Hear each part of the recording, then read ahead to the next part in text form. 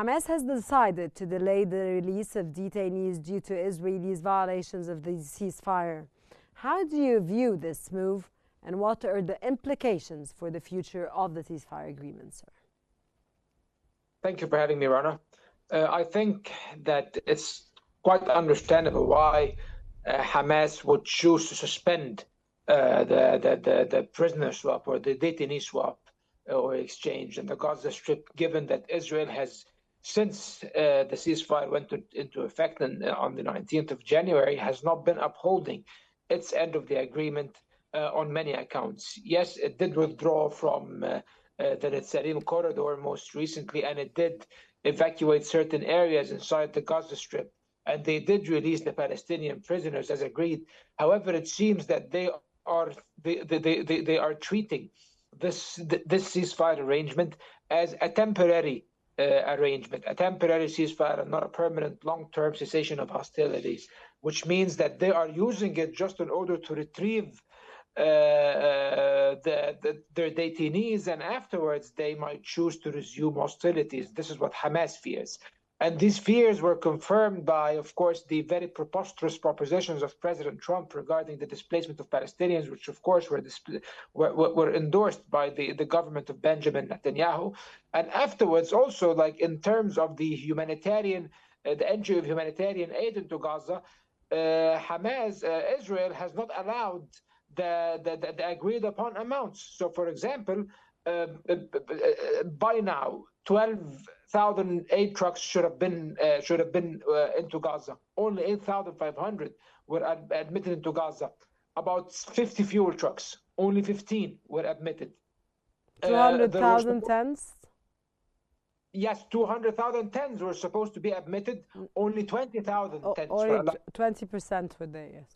But yes, actually, that's like 10%, even, not even 20%. And even the refab housing that was supposed to agree about 60,000 mobile homes, not a single mobile home or a refurbished home was allowed in. So you can imagine that there is genuine concern. And why is Israel blocking aid? It's because they seek to create the conditions to make Gaza unlivable, like President Trump claims, which can pave the way for the idea of displacement. So I think that's why, and I think it's completely understandable that Hamas would try to back out or at least suspend a part of the agreement, because the detainees are the only bargaining chip the Palestinian resistance has in this very tough calculus. Dr. Mickey, Hamas's suspension of detainee releases has sparked strong reactions. What is the rationale behind Hamas's decision, sir? Yes, I think Hamas has the right to suspend and not to, release the detainees. And I think they are rational in this regard, because Israel violated many things, bombing, attacking, killing the people, even in the ceasefire. And also, they are not prevented to even the equipments, heavy equipments, or the tents, or the mobile houses to enter Gaza. And I think Hamas is logic in this, and they know what they are doing, because that if Hamas still just release the prisoner, the detainees, like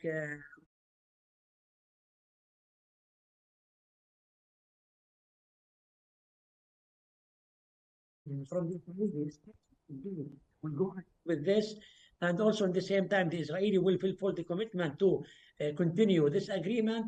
I think Hamas will not continue this in this regard, and I think they are more logic in this, and they are thinking that Israeli maybe they will not continue and they will delay, and also at the same time they will make the life in Gaza is miserable, even although they are in the agreement.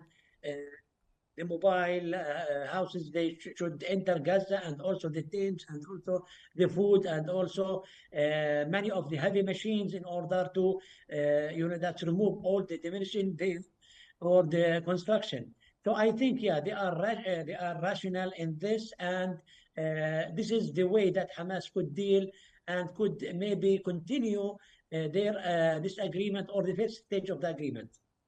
Dr. Osman, given Israel's ongoing violations of the ceasefire, such as targeting displaced individuals and blocking aid supplies, as you further mentioned, sir, do you think Israel will use Hamas's postponement as a justification to resume the war on Gaza, which never stopped to begin with?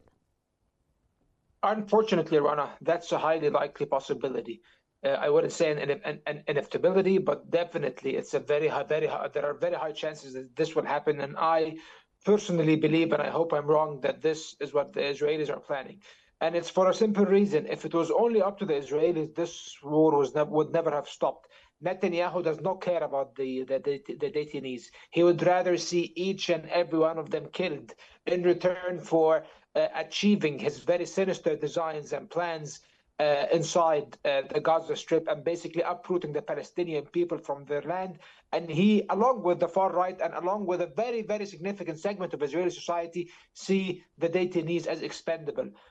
The factor that actually forced the incoming factor or the external factor that actually pushed Israel to abide by this ceasefire was Donald Trump, the Trump administration, ironically.